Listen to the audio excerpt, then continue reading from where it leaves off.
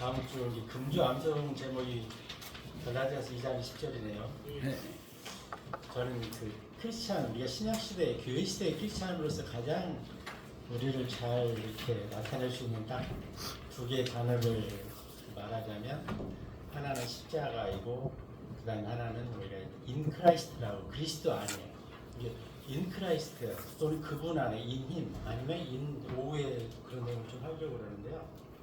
그 인 투후, 인후, 이 그분 안에, 이 말이 바울 서신서에 한 150번 이상이 나오고 있어요. 우리가 그리스도인의 정체성은 첫 번째는 우리 육신이 죽는 것이고, 십자가에서 죽은 것이죠, 이미 우리는. 그 다음에는 그리스도 안에 거하는 삶이라고 생각이 됩니다. 암송하시면서 그런 것 좀 묵상하시면서 암송하시면 좋겠습니다.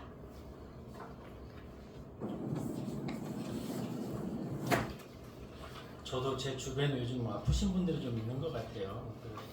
참 인생이 우리가 구원 받았어도 또는 구원받지 않았으면 더 그러겠죠. 이 망가진 세상에, 이 시스템에 살고 있는 우리한테는 참 삶이 만만치 않다는 걸 참 느끼게 되는 것 같습니다. 그래서 크고 작은 어려움들이 늘 우리 안에 있고, 그렇지만 하나님께서는 그 고난이나 역경을 물리쳐 주시고 없애주는 거라기보다는 그것을 감당할 수 있는 힘을 주시는 분이라는 거죠. 그리고 우리가 이 땅에 사는 동안은 끊임없이 그런 일들이 반복해서 있을 것이라고 생각이 됩니다. 오늘 제목이 성도는 혼과 몸이 아닌 영으로 사는 사람이다, 이렇게 제가 기록을 했는데요.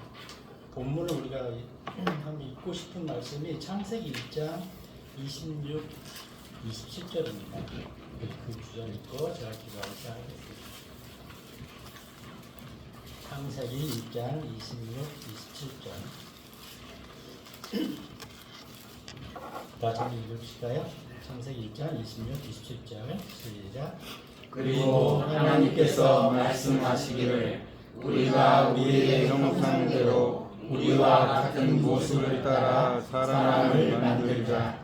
그리하여 그들로 하여금 바다의 물고기와 공중의 날짐승과 가축들과 온 땅과 땅 위를 기어다니는 바다의 모든 것을 지배하게 하자 하셨느니라.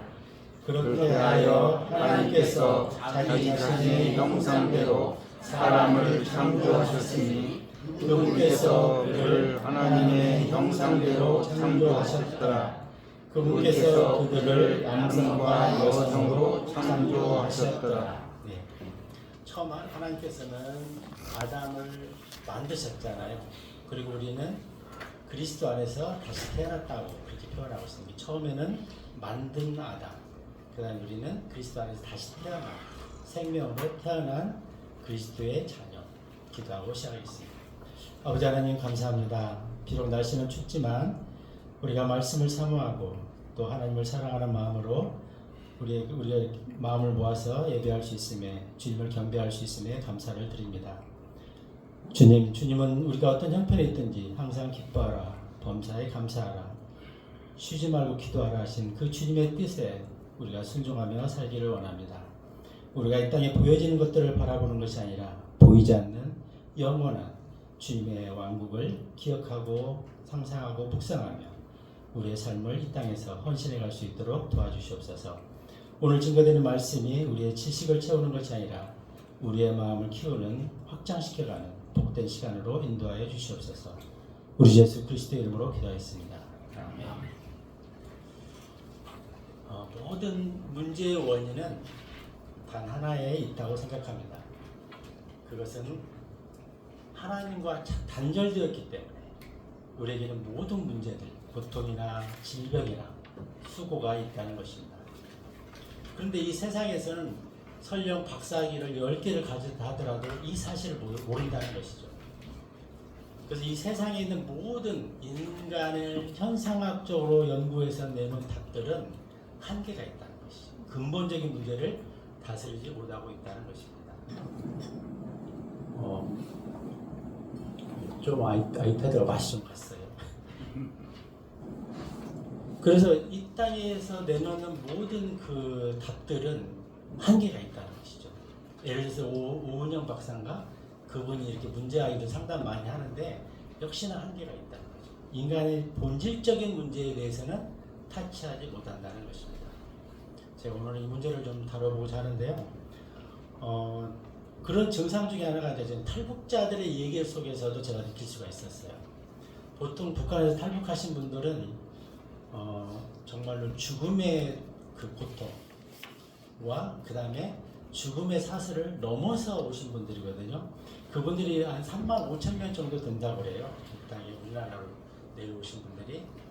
그런데 통계에 어떤 분이 설문 통계를 조사한 걸 잠깐 봤는데 그 중에 약 18% 정도는 한 번 정도 다시 월북하고 다시 돌아가고 싶은 마음을 가졌었다고 합니다.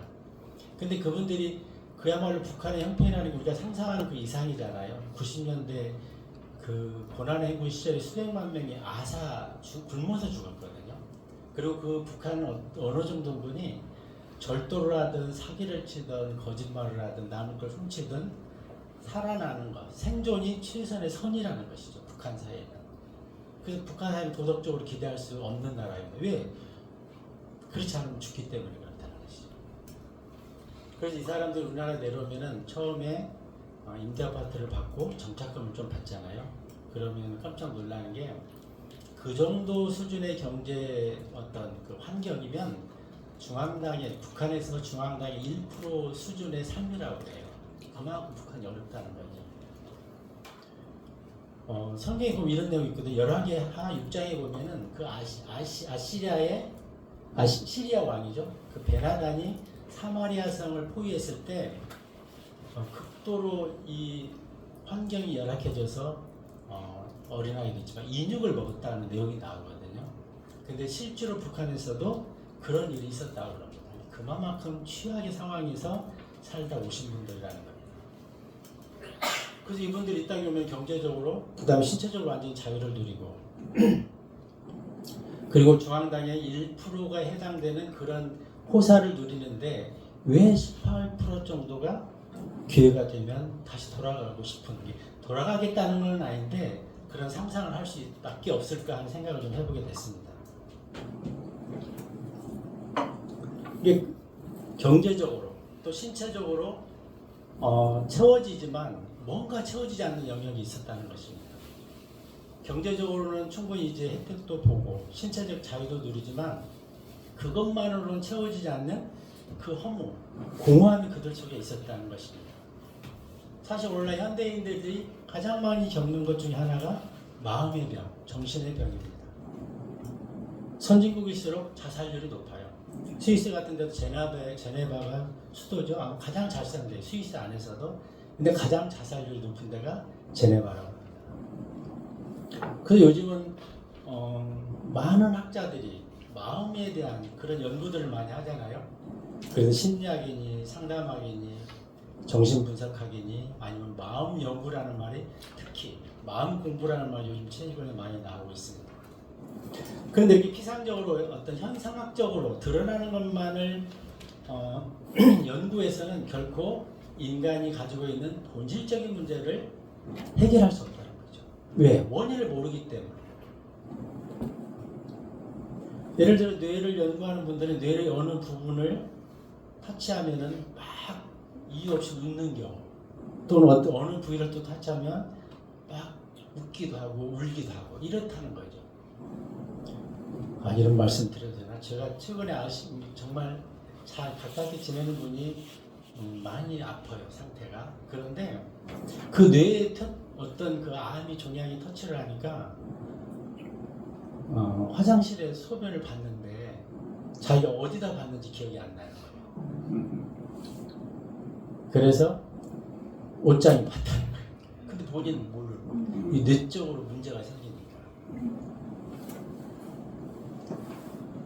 그래서 현상학적으로 사람을 연구하면은 그런 영역들, 뇌라든가 정신적인 거라든가 우리가 그런 부분들은 어느 정도 알 수 있지만 인간이 가지고 있는 근본적인 왜 인간은 항상 고독한가, 왜 허무한가, 아무리 많이 세상적인 걸 채워도 왜 여전히 사람을 허무할 수밖에 없는가, 이런 것들은 알 수가 없다는 것입니다. 사람은 하나님께서 오늘 보셨듯이 짐승과 다르게 창조하셨어요. 유일하게 하나님의 형상과 모양으로 창조하였다, 만들었다 이렇게 말씀하고 있습니다. 그래서 사람에게는 하나님과 소통하는 하나님의 형상이 있다는 것이죠. 이것을 성경적으로는 영이라고 말씀하고 있습니다. 창세기 2장 7절에 한번 보실까요?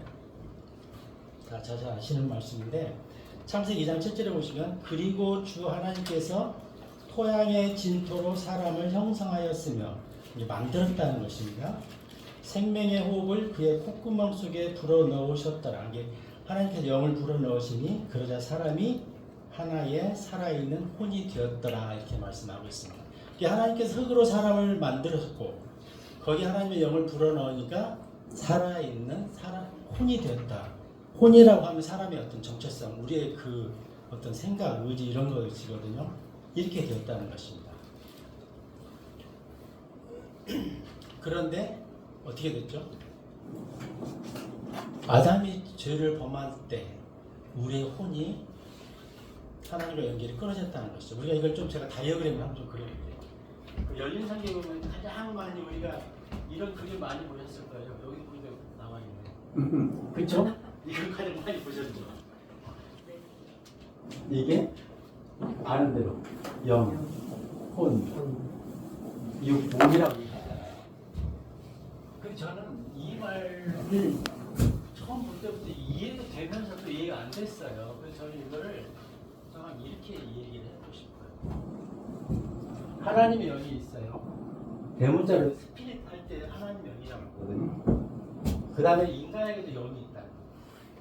근데 영 하면은 사람이 하나님의 영인지 사람의 영인지 헷갈릴 수가 있기 때문에 구분을 하고 싶어요. 그 다음에 우리의 혼. 사람의 혼은 소문자 냈습니다. 아니 사람의 영은. 그 다음에 우리의 바디, 몸이 있다는 것이죠. 처음에는 하나님께서 사람을 만드시고 숨을 불어넣으시고 살아있는 혼이 되고 하나님과 하나님의 영과 사람의 영이 막힘없이 마치 전기가 흐르는 것처럼 핸드폰이 우리가 기지국을 통해서 개통을 하듯이 아무런 문제가 없었다는 거죠. 소통하는.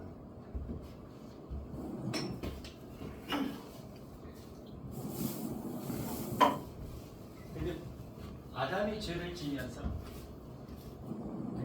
이사야서 59장을 보면은 우리의 죄가 하나님과 우리를 갈라놓았다 그러거든요. 세퍼레이트 분리했다고 나오거든요.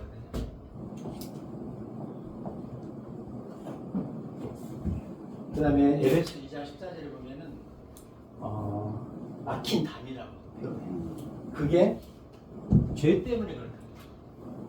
이게 원래 창조될 때는 하나님의 혼과 하나님의 영과 우리의 영이라는 것은 하나님과 우리가 소통하는 것, 이렇게 교제하는 것, 하나님을 인식하는 것, 그런 영인데 이게 우리의 영이 하나님의 영과 창구 역할을 하는 거죠. 근데 이게 죄를 범하면서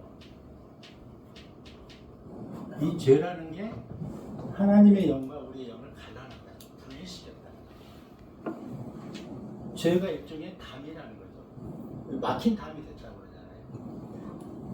그런데 결국은 하나님의 영과 나라는 존재, 우리는 나라고 할 때 우리는 혼이라고 하거든요. 근데 결국은 나라는 존재 속에 우리 영이 있는데 이게 분리된 겁니다. 그래서 사람들이 종교라는 힘으로 하나님께 가려고 하고 자기의 선행으로 가려고 하고 아니면 자기 뭔가 자기 행위로서 하나님께 가려고 하지만 이 막힌 담이 결코 우리의 행위로서는 해결할 수 없다는 것입니다. 그래서 오신 분이 하나님이신 예수님이 이 땅에 오셔서 그 요한복음 1장 27절 29절에 27절이죠. 하나님이 어린 양으로 오셨잖아요. 그래서 그분의 피를 통해서만이 이 담을 할 수 있다. 예수 그리스도의 피를 통해서. 그래서 우리의 영과 하나님의 영이 분리되어 있는 거예요. 좀 이해가 되시나요?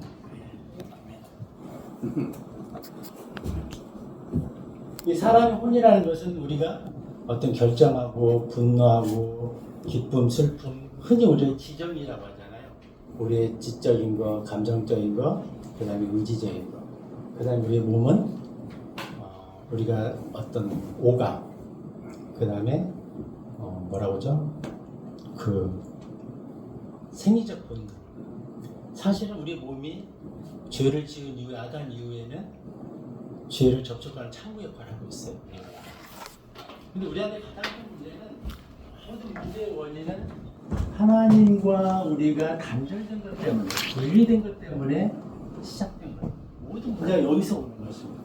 왜? 우리는 인간이라는 것은 영혼 육이 완전체를 이루었을 때 완전한 인간으로서 역할을 할 수 있는데 하나님의 영과 나의 영이 분리되면서 이 영적인 것이 죽어있는 상태, 이걸 죽었다고 그러거든요. 죽어있는 상태가 곧 현재 우리의 모습이라는 거죠.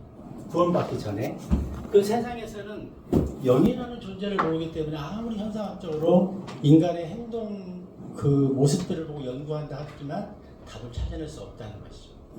잠깐의 어떤 모면할 수 있는 것, 일시적인 방안은 찾아낼 수 있을지 모르지만 근본적인 것은 결코 찾아낼 수 없, 답을 찾아낼 수가 없다는 것입니다.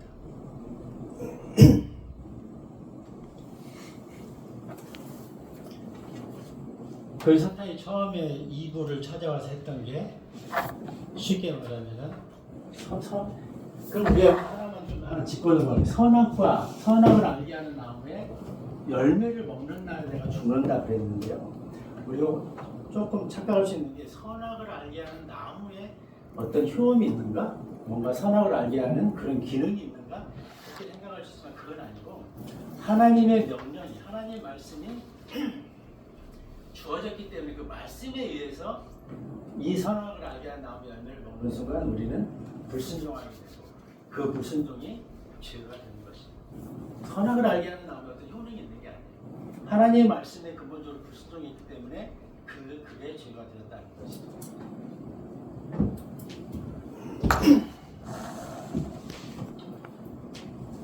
제가 나뭇가지를 하나 꺾고 온다는 게 깜빡 잊어버렸는데 이걸 한번 상상해 봅시다. 화병 속에 꽃이 있어요. 꽃이 죽어있나요? 살아있나요? 아니면 나뭇가지를 막 꺾어서 가져왔으면 그 나뭇가지가 죽어있나요? 살아있나요? 우리는 죽어있다고도 할 수 있고 살아있다고도 할 수 있어요. 단 살려면은 나무에 접붙이면 살 수 있잖아요. 이게 우리는 아담 이후에 창세기 5장에 보면 아담의 형상으로 우리는 그때 태어났거든요. 원래는 하나님의 형상으로 태어났는데 오늘 말씀에 의하면 창세기 5장 이후에 아담의 형상을 위해서 태어난 모든 사람들은 계속 죽는 역사가 나옵니다. 그렇죠? 왜? 아담의 형상이라고 했을 때는 이미 영이 죽어 있는 거예요. 그래서 우리를 계속 올라가면은 할아버지, 증조, 고조 계속 올라가면은 최종적으로 아담을 만날 거예요. 그래서 우리는 아담 안에서 죽어 있는 존재로 태어난 겁니다.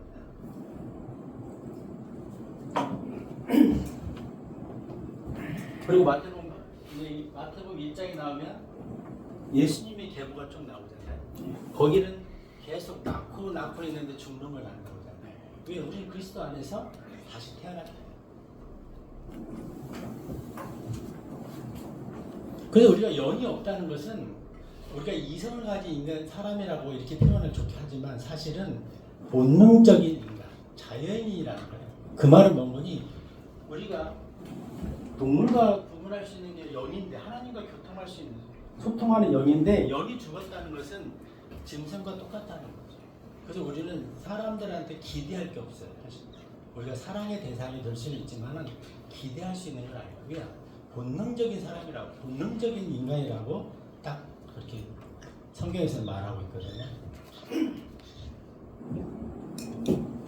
그래서 사람들은 우리가 원래 태어난 게 영과 혼과 몸으로 태어났기 때문에 아무리 우리의 어떤 혼이 만족을 하고 그 다음에 몸이 만족을 하고 몸이 만족한다는 건강하고 내 욕구가 다 채워져도 시간이 좀 지나면 뭔가 허무하고 공허함을 느끼거든요. 그 이유가 영적으로 죽어있기 때문에 뭔가 우리가 찾고 있는 게 있다는 거죠. 그 타국민들이 아무리 따라서 경제적 자유를 얻고 신체적 자유를 얻지만 뭔가 채워지지 않는 영역이 있다는 거죠. 모든 사람이 다 그렇습니다. 아무리 선진국이고 경제적으로 그 재벌 이상의 삶을 사는 사람들도 뭔가 늘 욕구가 있어요. 왜? 하나님으로 채워야 할 그 영역이 비어있기 때문에 늘 마음속에 허무함이 있다는 거죠. 그래서 사람들은 건강해도 지식이 많아도 돈이 많아도 늘 허무하다는 것이죠. 근데 세상에서는 그걸 모르기 때문에 그 부분을 놓치고 사는 거예요. 그래서 세상은 몸이나 혼의 정신의 문제에 피상적인 것, 드러나는 현상만을 가지고 연구하고 학문으로 삼고 거기서 답을 찾아내는데 그 답은 불완전한 답이 된다는 것이죠. 가장 근본적인 문제는 우리의 영이 하나님과 분리되어 있기 때문에. 그래서 우리는 거의 짐승, 사람들은 싫어하겠지만 성경 많이 그렇게 표현합니다. 짐승과 같은 사람이 되었다 이렇게 말씀하고 있습니다. 그래서 한번 생각해보세요. 창세기 6장 5절에 보면은 우리 상상하는 게 항상 악하다고 그랬거든요. 에레미야 17장 9절에도 보면 생각하는 것, 상상하는 것이 항상 악하다고 그랬어요. 지난번에 한번 얘기했죠. 우리가 생각할 때 뭔가를 이렇게 상상하고 생각할 때 아 내가 누구한테 더 잘해줘야지, 뭔가 더 베풀어야 이런 걸 상상하지 않잖아요. 막 교심한 생각, 뭔가 억울한 생각 이런 걸 우리를 사로잡는다는 것이죠. 그래서 우리는 근본적으로 망가져 있는 시스템 속에서 우리는 근본적으로 죄성밖에 없다는 거예요. 그래서 죄라는 것은 실질적인 죄는 이게 죄예요. 하나님과 내가 분리되어 있는 죄. 근데 이 죄는 내가 무슨 뭐 살인을 하고 절도를 하고 강도를 하고 이거는 이 분리된 죄 때문에 나타나는 죄의 현상들, 죄의 열매랍니다. 그래서 우리의 노력으로는 결코 이 죄 문제를 해결할 수 없다는 거예요. 예를 전기하고 비교해보면 우리가 이제 집에서 가정에서 전기를 쓰는데 집에 아무리 전기가 완벽하게 갖춰져 있어도 이 전기를 발전소까지 연결해야 되잖아요. 아마 개인이 연결하기는 불가능할 거예요. 우리가 하나님께 다가갈 수 없다는 거죠. 뭔가 마음이 공허해서 그 사도행전에 보면은 알지 못하는 신에게 그렇게 돼 있는, 사실은 거기 보면 신이 아니라 가시라고 돼 있어요. 알지 못하는 하나님에게, 이게 그 온갖 신들에게 그들이 신상을 차려놓고 있었는데 뭔가 또 다른 게 있는가 해서 알지 못하는 하나님에게라는 표현이 있거든요. 근데 성경 보면 다 알지 못하는 신에게라고 이렇게 해놔가지고 좀 헷갈리는데 그게 아니라 알지 못하는 하나님에게. 그래서 뭔가 하나님, 우리의 마음속에 항상 찾는 게 있다는 거죠. 우리의 마음속에. 그래서 주님들, 뭐 스님들도 물에 빠져서 죽을 때 되면, 아니 죽게 되면 아이고 하나님 그런다고 하잖아요. 우스갯소리로. 이게 우리 속에는 그런 본능적으로 하나님을 알만한 게 있다는 것입니다. 근데 사람의 입장에서는 저 죄 문제를 해결할 수가 없어요. 우리가 다가갈 수가 없어요. 그래서 하나님이신 예수님께서 사람의 모양으로 이 땅에 오셨다는 것이죠. 왜? 이 죄 문제를 해결하면 죄의 값으로 치러지려면 이 죄 때문에 대신 누군가가 죽어야 된다면 죄 없는 사람이 있어요. 그래서 구약시대의 모형으로서 흠이 없는 양을 잡았잖아요. 하나의 모형으로서 알려주신 거예요. 그래서 하나님이신 예수님께서 죄 없는 사람으로 오셔서 대신 우리의 죄 문제를 해결해 주신 것입니다. 그래서 우리가 해결할 수 없는 죄 문제를 하나님께서 해결해 주신 거예요. 그래서 예수님께서는 고린도후서 5장 21절에 죄를 알지도 못하신 분이 죄가 되셨다고 하거든요. 그 요한복음 1장 29절에 아까 말씀드린 하나님의 어린 양으로 오셔서 우리의 죄를 제거해 주셨다 이렇게 말씀하고 있습니다. 이 죄 문제는 내 노력으로 할 수 있는 게 아니라 예수님이 죄를 제거해 주신 거예요. 그렇죠? 내 종교성으로 이 죄 문제를 해결할 수 없다는 것이죠. 오직 예수님만이 죄 문제를 해결할 수 있고 이 죄를 제거해 주셨다고 했잖아요. 자, 그러면은 이제 예수님을 통해 이 죄 문제를 해결했어요. 그럼 이제 담이 없어진 거죠. 막고 있다.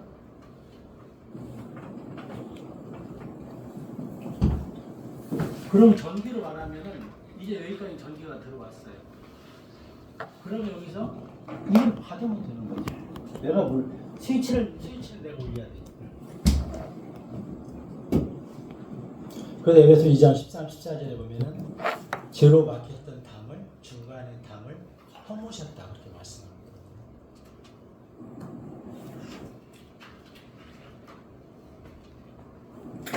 그래서 이제 나와 하나님이 영으로 내가 예수 그리스도를 내 구주로 영접하는 순간 나와 하나님께서 연결됐다는 것이죠. 죄 문제가 해결되고 연결됐어요. 그것을 성경에서는 이렇게 표현하죠. 영은 다시 태어났고 혼은 구원받았고 몸은 구속을 기다린다고 말씀하고 있잖아요. 근데 여기서 문제가 그냥 혼은 구원받았고 그럼 굉장히 심플하고 좋긴 한데 굉장히 좀 뭔가 표현이 약해요. 우리가 여기서 좀 오해할 수 있다. 그 혼이 구원받았다고 하면 마치 일회성 사건으로서 이제 끝났다, 완성됐다 이렇게 오해할 수 있어요. 근데 우리가 성경을 보면 하나님께서는 예수님께서는 계속 하늘의 왕국에 대해서 말씀하시지 구원의 큰 의미를 우리 인간의 입장에서는 구원이 굉장히 중요한데 예수님이나 하나님 입장에서는 예수님 입장에서는 하늘의 왕국을 끊임없이 말씀하시거든요. 사실은 혼이 구원받는 건 맞죠. 신학적으로 이미 우리는 구원받았어요. 그래서 어떠한 일이 있어도 우리는 이미 우리의 구원을 잃어버리지는 않아요. 설령 오늘 구원받고 바로 그 자리에 죽는다 하더라도 그 사람은 천국에 가죠. 근데 문제는 우리가 혼이 구원받았다는 것은 한마디로 말해서 이제 영적으로 갓 태어난 어린아이와 같다는 거죠. 베드로전서 2장 2절 한번 보실까요? 잘 아시는 말씀이실 텐데 베드로전서 2장 2절.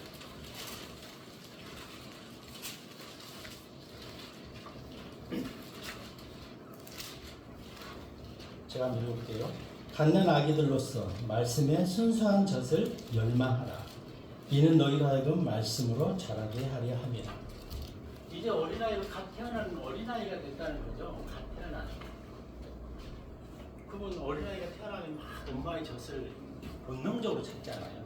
우리도 마찬가지로 이 말씀의 순수한 젖을, 여기서 뭐라고 해서 순수한 젖을 열망하라 그래요. 우리가 갓 태어난 아기는 사실 어떤 지각 능력도 떨어지고 판단 능력도 다 떨어지잖아요. 우리가 구원받았다고 하면은 그 구원이 완성이 아니라는 거죠. 완성. 성인이 된 우리는 죽는 순간까지 자라가야 된다.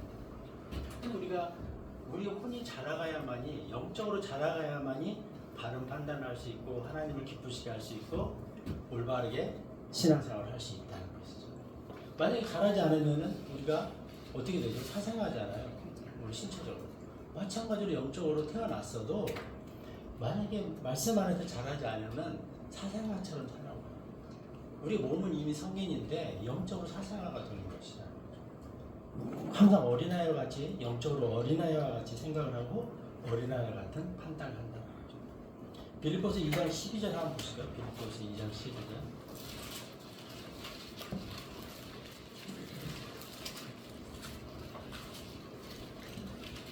빌립보서 2장 12절.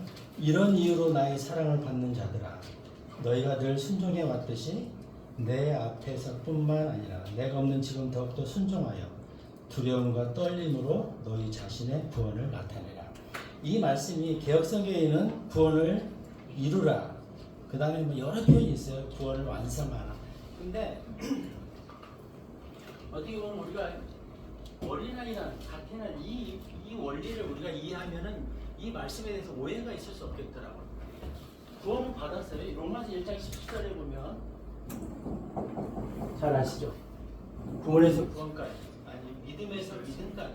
믿음으로 우리가 시작도 믿음으로, 그 다음에 마무리 끝도 믿음으로 하는데 우리 믿음 자라가라는 걸 이렇게 이해하면은 구원을 이루라 하면은 물론 이제 거기서 이런 개념이 있어요. 너는 구원받지 않았다. 그러니까 네가 어느 순간 꾸준히 성장하면은 그때 구원을 이룰 것이다. 이렇게 개념을 접근하면 오류죠. 근데 이미 구원받은 사람으로서 성장해 가라, 성숙해 가라 이렇게 개념을 잡으면 빌립보 2장 12절 말씀이 어렵지 않다는 거죠. 그리고 워크아웃이란 말이 완성하라는 의미가 있는데 우리 구원을 점점 전환해서 성장해 가라 이거죠. 구원받은 게 끝이 아니라 너의 구원을 성장해서 나타내는 거죠. 예를 들어 하나님께 너희는 땅의 소금이요 세상의 빛이라고 하잖아요. 빛이 되라, 소금이 되라는 아니죠. 이 구원받으면 땅의 소금이 되고 빛이 되겠다는 거죠. 그래서 우리는 이미 그 영역은 해결됐어요. 그러면 말씀 안에서 자라가야 된다는 거죠.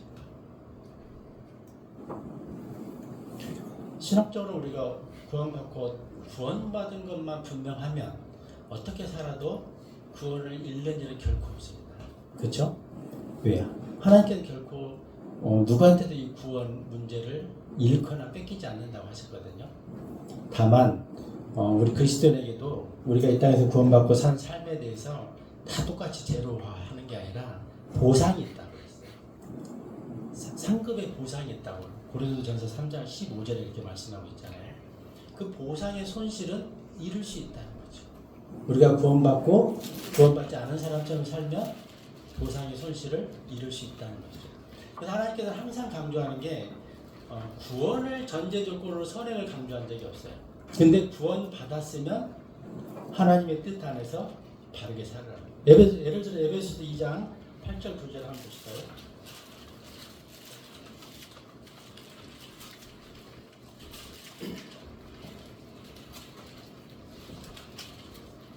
8절 9절에 보면은 우리의 믿음도 은혜고 구원도 은혜라고 쭉 표현되어 있습니다. 9절에 보면 이 믿음이 행위에서 나는 것이 아니니 아무도 자랑하지 못하게 하려 함이라 그렇게 하고 이어서 10절에 이는 우리가 그리스도 예수 안에서 선한 행위들을 위하여 창조됐다 이렇게 그분의 작품이다 이렇게 말씀하고 있습니다. 이 순서를 놓치면은 구원에 대해서 오류가 있을 수 있어요. 우리가 선행을 통해서 구원 받는 것처럼 오해할 수 있는데 그게 아니라 구원 받았으면 그분의 하나님의 작품으로서 그분의 영광을 그분의 기쁨을 위해서 살아라고 말씀하고 있는 것입니다. 그거를 그 히브리에서 그런 비유를 쓰고 예를 들어서 아브라함이 창세기 15장 5절에서 하나님을 믿으니 그를 창세기 15장에서 의로 여겼다고 말씀합니다. 첫 번째 구원 받았다. 그렇지만 창세기 22장에 가면 어떻게 하죠? 자기 독자 이삭을 하나님께 제물로 바치잖아요. 그럴 때 의가 완성됐다. 의를 이루 그렇게 표현하고 있거든요. 그래서 우리가 구원 받았으면 물론 우리한테 뭐 독자를 바치라고 하지는 않으시겠지만 우리의 삶은 분명히 변화되기 시작한다는 거죠. 왜? 새로운 생명을 태어났기 때문에. 생명은 그리고 자라야 하기 때문에.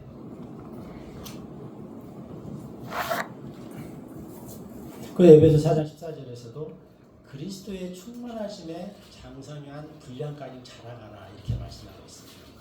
그래서 우리가 만약에 구원 받았는데도 불구하고 세상적으로 살면 끊임없이 갈등할 수밖에 없습니다. 더 많이 갈등할 수 있어요. 왜 그런 거니? 세상 사람들은 영의 영역까지 신경 안 쓰고 살아요. 본능으로 살면 돼요. 내 혼이 좋아하는 대로, 내 몸이 좋아하는 대로 갈등 없이 삽니다. 맛있는 거 있으면 먹고 좋은 거 있으면 훔치고 예를 들어 자기한테 나쁜 짓 하면은 뭐 죽이기도 하고 갈등 없이 살 수 있어요. 근데 우리는 이게 이제 연결이 됐잖아요. 끊임없이 내 혼이 양쪽에서 갈등할 수가 있어요. 더 갈등이 많아지죠. 그래서 돈 받고 났더니 우리 세상에 잘못 가르치는 신앙 중에 하나가 세상에서 우리가 종교적으로 기독교를 가르칠 수 있어요. 이 땅에 살 때 복 받고 죽어도 천국 간다. 그리고 이 땅에 살 때 형통할 거다. 그럴 수 있죠.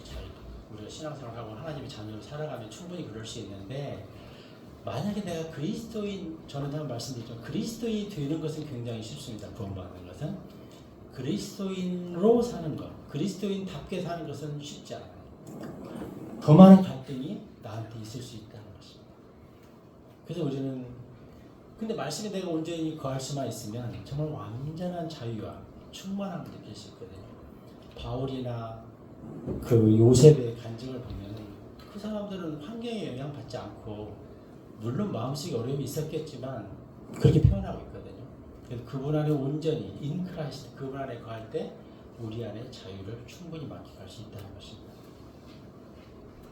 그래서 하나님께서는 골로새 1장 16절에 보면은 우리를 그분에 의하여 우리가 창조됐고 그분을 위하여 창조됐다고 했거든요. 이게 그래서 우리의 정체성이 이제는 하나님과 나의 연결해서만 찾을 수 있는 거예요. 이 세상의 어떤 가치관, 세상이 좋다고 하는 거 이게 아니라 하나님이 뭐 어떻게 말씀하시는가, 나와 하나님이 어떻게 연결돼 가는가 이게 더 중요하다는 거죠. 그것을 놓치면 굉장히 어려워질 수 있다는 것입니다. 그래서 우리가 구원받았지만 여전히 성품, 습관 속에서 머물러 있을 수 있다는 것입니다.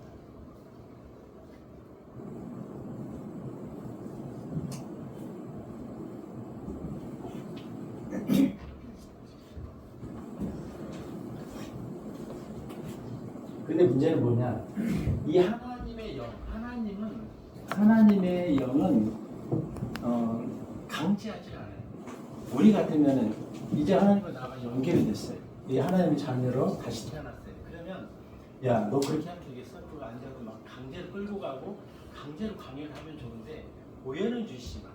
말씀을 통해서 어떤 뭐 설교를 통해서 아니면 여러 가지 기도 중에 하나님의 뜻을 알긴 하지만 강제하지는 않는다는 거죠. 제가 자꾸 오늘 오후에도 비슷한 말씀하고 좀 내용이 혼란스러운데 예를 들어 그래서 계시록 3장 20절에 보면은 문 밖에서 두드러지기를 하시지만 문을 열지는 않으세요. 내가 열기를 기다려야 된다. 문은 내가 열 수밖에 없어요. 하나님은 사인을 주시지만 내가 안 열면은 나는 여전히 육신적으로 살 수밖에 없다는 것이죠. 고해를 주시죠. 막 강제로 열어서 야 너 그렇게 살면 되겠어? 안 되지. 막 끌어다가 탕자가 돌아올 때까지 아버지는 기다리긴 하죠. 계속 이제 오나 저제 오나 기다리시긴 하지만 탕자를 가서 잡으다가 야 너 그렇게 살면 되겠어 하고 막 이렇게 하지 않는다는 거죠. 하나님은 어쨌든 그 선악을 알게 하는 나무의 열매를 주셨듯이 완전한 자유의지로서 우리 인간을 대해주고 있기 때문에 그렇습니다. 그래서 내가 스스로 하나님과 인격 대 인격으로서 교제하지 않으면은 하나님은 절대로 강제하지 않는다는 거죠. 하나님은 우리를 프로그램에 의해서 움직이는 로봇으로 창조하지 않았고 완전한 자유의지로 창조했기 때문에 그 부분을 끝까지 존중해 주시는 것 같아요. 가만 생각하면 참 그게 또 불만이긴 해요. 그냥 강제로라도 이렇게 끌고 가셨으면 더 좋을 것 같은데 그렇지 않는다는 거죠. 그래서 우리가 구원받았으면 자라야 된다는 것입니다. 순수한 말씀에 젖을 사모함으로써 자라가야 되는 거예요. 근데 이게 자라가는 것도 좀 어폐가 있는데요. 지식화되면 또 안 돼요. 이 말씀이 머리에서만 머물러 있으면은 예를 들어 우리가 마음으로 믿어 의에 이른다고 했잖아요. 그럼 혼의 영역에서도 생각하는 것, 지적인 거에서 그 영역과 마음의 결정으로 의지가 작동하는 것 같아요. 그래서 이 혼의 영역에서도 머리에 머무르면 안 된다. 우리가 마음으로 정말 온 몸으로 마음으로 그분을 받아들이고 나한테 어떤 체질화돼야 된다는 것이죠.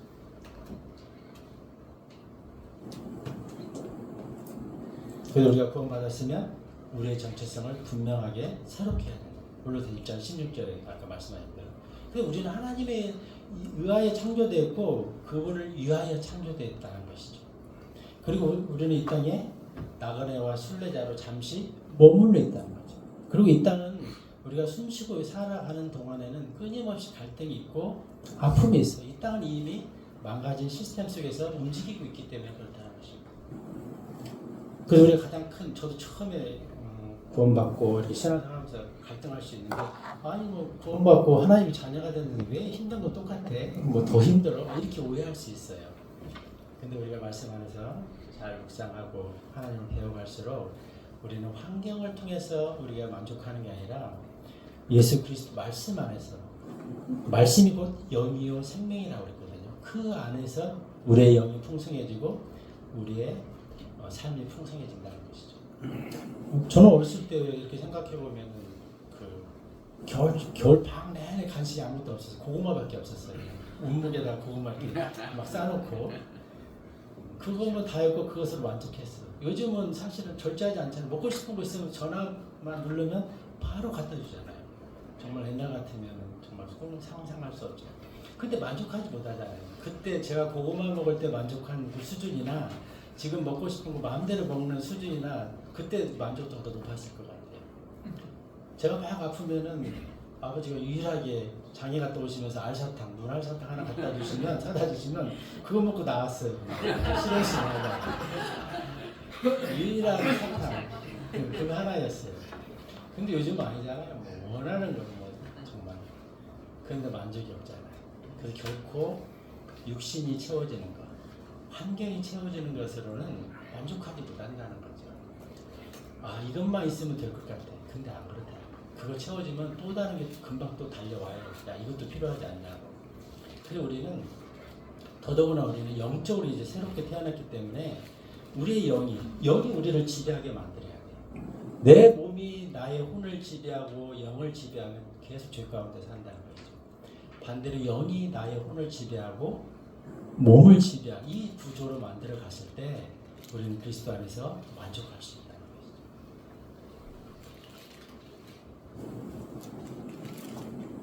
주변에 이렇게 갑자기 아프신 분들, 뭐 뇌출혈로 이렇게 좀 영향을 받는데 보면은 안타깝죠. 근데 그런 걸 보면서 하나 느끼는 건 이 세상이 망가진 시스템이라는 건 분명하구나.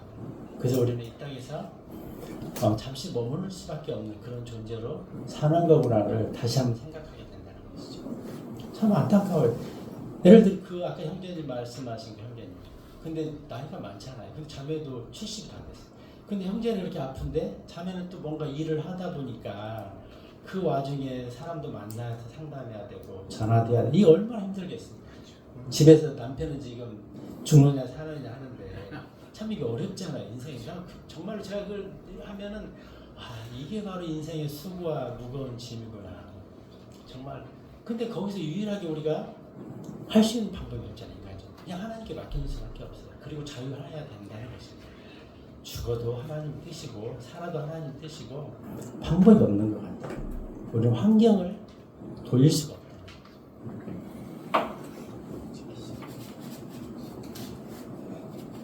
그 신약에 저는 가장 신약적인 거에 두 단어를 제가 오후에 이 말씀을 좀 전하려고 하는데 두 단어는 하나는 죽는 것 십자가이고 또 하나는 인 크라이스트. 제가 그거 말씀드렸죠.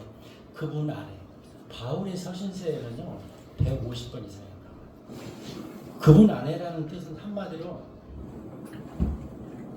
내 영이 하나님의 영의 영향하에 그래서 혼이 그 영향을 받고 몸이 영향을 받고 그냥 우리가 영 하면은 좀 표현이 좀 한계가 있어요. 하나님의 영이 있고 인간의 사람의 영이 분명히 성경 구분하고 있거든요. 그래서 그분과 나가 연결이 끊어졌다 이제 연결이 됐어요. 그러면 그분의 영향 속에서 내가 살아야 된다는 거죠. 그래서 성령 충만을 받아라. 그게 아니라 그분의 말씀 안에서 내가 깊이 잠겨 있을 때, 말씀의 지배를 받고 있을 때, 우리가 그런 삶을 살 수 있다고 말씀드릴 수 있습니다.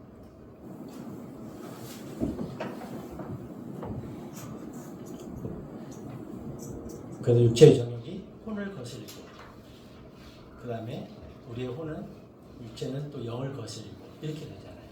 그래서 우리는 우리의 싸움은 사실은 세상이나 환경과에 주어진 게 아니에요. 결국은 내가 얼마나 영적으로 하나님과 긴밀하게 연결돼서 사느냐 이 싸움이에요. 우리 싸움은 사실은 사람하고 싸우는 것도 아니고 어떤 뭐 경제적인 거 아니면 환경적인 거 싸우는 것도 아니고 궁극적으로는 나와 하나님 사이의 싸움이라는 거죠. 그게 영적인 내 삶의 수준을 결정한다는 거죠. 우리가 처음 하나님을 떠나서 아담 이후에 죄 가운데 살다가 예수 그리스도께서 그 죄의 그 간격 막힌 담을 예수님의 피로 헐어주시고 이제 우리가 다시 처음 그 상태로 회복이 됐는데 물론 몸은 아직도 회복이 안 됐죠. 됐는데 우리가 다시 옛 습관으로 간다면은 안 된다는 거죠. 그것을 베드로후서 2장 22절에서는 이렇게 말씀하고 있거든요. 베드로후서 2장 22절에 보면은 그러나 그들에게 그 일이 참된 자문대로 벌어졌으니 걔는 그 자신의 토사물로 다시 돌이켰으며 씻긴 돼지는 그녀의 진창 속에 뒹구는 것으로 돌이켰도다 하는 것이라. 우리가 다시原모습으로 돌아갈 수는 없잖아요.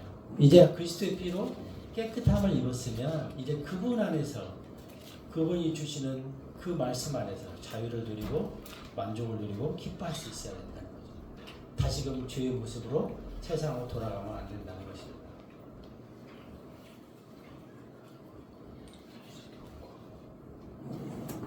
혹시 이해 안 가신 영역이 있나요? 없으셨죠? 네. 저 기도하고 마쳐도 되겠죠? 제가 기도하겠습니다. 아버지 하나님,